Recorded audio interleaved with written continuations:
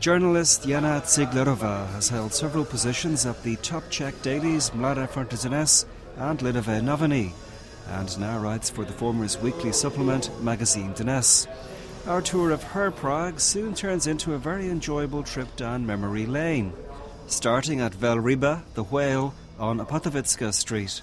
The cafe's been one of the best spots of its kind in the city for nearly 2.5 decades. So this is really, really nostalgic for me right now. Velryba used to be a cafe of my youth. This is where I would come after school or maybe sometimes even instead of school. I loved it here. We would come here with my friends. All we had money for was one Coke, Diet Coke, or one coffee, and we would sit here for hours at this one coffee or one Coke, and we would drink it long so that they would not press us on getting another one. What do you think is particular to this place? What's different about it? It was one of the first cafes in Prague, central Prague, right? It wasn't like today where you have a cafe on every corner twice, but it was one of the first cafes. And also the interior is very special. It's still here. It's made of triangles, and they differ in their size, so it kind of creates feeling of a 3D surface. I remember back then we asked, why does it have this interior? And they said, because it's Velryba, it's a whale, and you're inside Velryba, you're inside of the whale. So this is what the stomach of whale would look like if you were inside. When you were having the one drink for 4 hours, I was eating very often fried cheese in this place. And I believe to this day they have the best fried cheese in Prague. Oh yes, yeah, they do. Maybe we should have here. I remember back then, even like famous people, celebrities would come here, celebrities of the 90s. And it was impossible to get a place here. If you come later than 5, you couldn't get a table. So what they would do is, you don't see it now, but that would happen very often back then, it was called přisednout. That meant they seated you at a table where there already were people. Well, for my foreign friends, that was totally unheard of, that you would not have your table to yourself, no matter how big it was. Whereas for us, it was unheard of that you had a big table for 2 people and nobody else was there. Are there other cafes in Prague you also like? I very much like Café in Rytířská because of the service and of the quality of the food. And the owner is my friend, so I always get a very special service there. Plus, they have the best cakes in the world. The next stop in our tour around Jana Ciglerová's Prague is Tlustá koala on Senovážná Street. Located by one side of the Czech National Bank, the English-style pub is a stone's throw from the busy square Náměstí Republiky, and just a few metres from the building where my guest started out as a journalist, before Mafra, the owner of Mladá, fronta DNES and Lidové noviny, moved its operations to the Smíchov district. I started working as a journalist in my first grade of University of Journalism, and I started right there at Mladá, fronta DNES. I was this LF, we call it, and I experienced journalism back in the days. That was the best school I could get. There was Sabina Slonková, like these big names in working with me in the domestic news department, and Jiří Kubík, this investigative duo that have eventually become like the biggest name of the Czech journalism at the time. In Ireland, in Dublin, there's a famous pub, Mulligan's, where a newspaper had a back room which they used for editorial meetings. Did you guys have meetings in here too? We had those meetings, but those evening meetings, they were very informal, but lots of things were decided here, of course. I could take part in these meetings because I was maybe not single, but I didn't have a family back then, so I could stay as long as I wanted to, and lots of decisions were being made here. Nowadays, I couldn't take part in these informal meetings, and sometimes my male colleagues can because they don't have to go back to their families, whereas I have to go back to my family to take care of them, so the little kids. So no more meetings, no more informal pub meetings for me today. I was reading on the website of this pub, it's meant to be in an English Victorian style. Do you think it achieves that aim?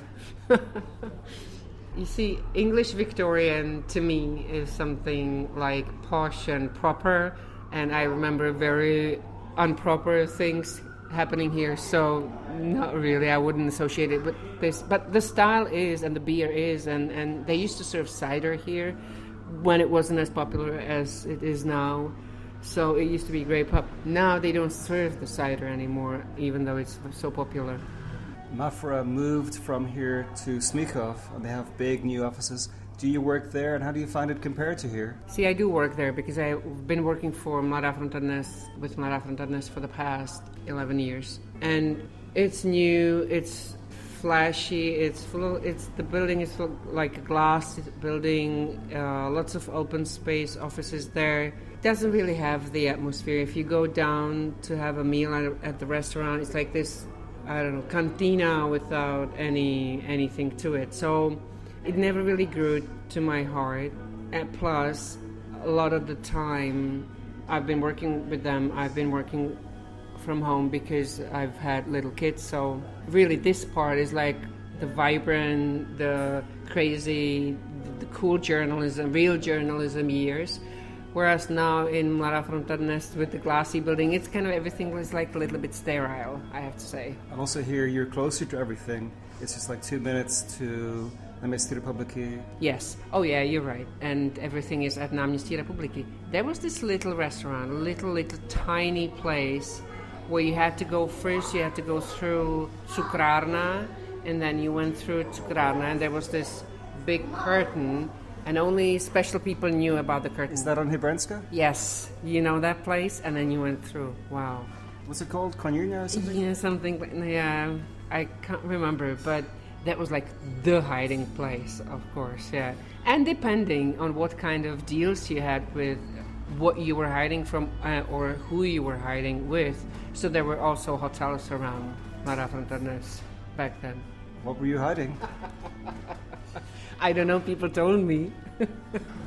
The nostalgia continues just around the corner from Tlustá Koala in the large leafy courtyard at the back of Slovanský dům. The building, originally built in the late 17th century, now houses a rather high-end shopping centre and multiplex cinema. But back in the early 1990s, when Jana Ciglerová started coming here, it was, prior to a major renovation, home to a large beer garden and lively night spots. This is a place with these tall maple leaf trees that looks totally different today than it looked back then when I remember it and when I first started coming here. There used to be a beer garden with beer, inexpensive beer, and looking at those years from now, it looks almost unreal that in the center of the city, very center of the city like this is, was something so inexpensive and so not making a profit. And there was a club, a music club, I think it was called Tam Tam. I remember it well. You remember it well? And, you know, like all young people kind of gathered here. The locations around here were also very accessible. The café at Obecní dům. There was a nightclub as well called Repre. You know, many people remember those years, and some people don't remember some of the parts. My view is that we were lucky to have this kind of window between basically the fall of communism and the renovation and gentrification of these buildings, that we were just lucky to have that few years between those two times. Right, it was very rare, and it was very innocent as well, right? Even though crazy things happened here, were happening here too, but it was before the times when people actually needed to make like a big profit. Now when you look around here, you see a posh restaurant, a posh cafe, a posh sushi place, you know, things you could never dream of back then.